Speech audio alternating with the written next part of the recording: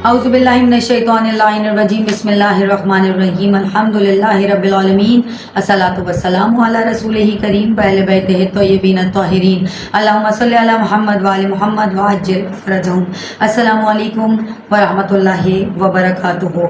मैं हूँ सैयदा मुना काज़मी और कायम टीवी कनाडा के प्रोग्राम माह मुबारक रमज़ान के 22वें दिन की दुआ के साथ मैं आपके सामने हाजिर हूँ। आज हम परवरदिगार आलम से इस दिन और इस माह में दुआ तलब फरमा रहे हैं कि बिस्मिल्लाहिर्रहमानिर्रहीम अल्लाहुम्मा इफ्ताह ली फीही अब्वाब फज़लिक, के बारे अल्लाह मेरे इस दिन और इस माह में अपने फजलो करम के दरवाजे मुझ पर खोल दे। व अंजिल अलैया फीही बरकातिक, और मुझ पर इस दिन और इस माह में अपनी बरकतों को नाजिल फरमा। व फ़िक़नी फीही लिमौजिबाती मर्ज़ातिक, और इस दिन और इस माह में अपनी खुशनुदी और रज़ा के हासिल करने के लिए ज़राए और असबाब इख्तियार करने की तौफ़ीक़ इनायत फरमा। व अस्किन्नी फ़ीही हाती जन्नातिक, कि खुदाया इस दिन और इस माह में मुझे अपनी जन्नत के बागात के वुस्त और मरकज़ में जगह इनायत फरमा।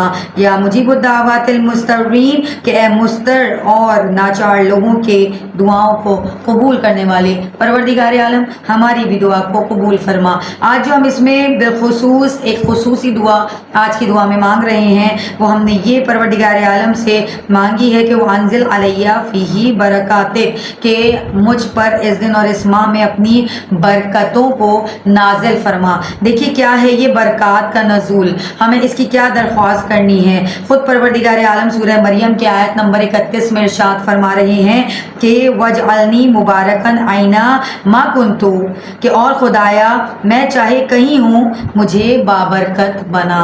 हम ये कुरान में परवरदिगार फरमा रहा है कि हमें इस तरह दुआ मांगनी है। और सूरह मोमिनून की आयत नंबर 29 में परवरदिगार आलम फरमा रहे हैं वकुर रब्बी अंजिलनी मुनज़लन मुबारकन, और दुआ करो कि मेरे पालने वाले तू मुझको बाबरकत जगह में उतारना। और इमाम जाफ़र उस सादिक अलैहिस्सलाम इरशाद फरमा रहे हैं कि खुदावंद आलम के इस कौल वजअलनी मुबारकन, कि मुझे बाबरकत बना से मुराद ये है कि खुदावंदा मुझे मखलूक खुदा को बहुत ज़्यादा फ़ायदा पहुँचाने वाला करार दे। देखिए बरकत होने के असबाब भी हैं जो कि बयान किए गए हैं। यहाँ असबाब बरकत जो बयान किए गए हैं, ख़ुद रसूल खुदा मोहम्मद मुस्तफ़ा सल्लल्लाहु अलैहि वसल्लम फरमाते हैं कि अगर चाहते हो कि रिस्क में बरकत हो तो अपने खाने की चीज़ों को तोला करो, क्योंकि तोले हुए माल में बरकत होती है। और मौला अली इब्न अबी तालिब अलैहिस्सलाम इरशाद फरमाते हैं कि अदल इंसाफ की वजह से बरकतें दोबाला हो जाती हैं।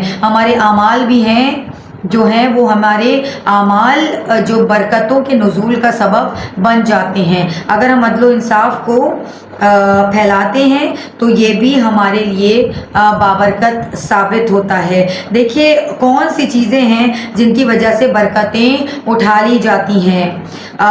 ख़ुद कुरान में परवरदिगार सूरह अराफ की आयत नंबर 96 में फरमा रहा है कि मगर अफसोस उन्होंने हमारे पैगंबरों को झुटलाया तो हमने भी उनके इन करतूतों की बदौलत इनको अजाब में गिरफ्तार कर दिया।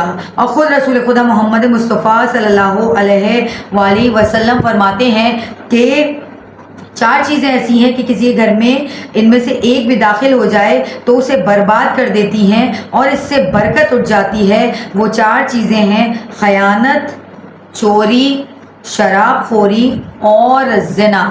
इनमें से कोई एक भी चीज़ घर में दाखिल हो जाती है तो घर से बरकत बिल्कुल उठ जाती है। और ख़ुद मौला अली इब्न अबी तालिब अलैहिस्सलाम आखिर में इरशाद फरमाते हैं कि जब खयानतें खुल्लम खुल्ला होने लगेंगी तो बरकतें भी उठा ली जाएंगी।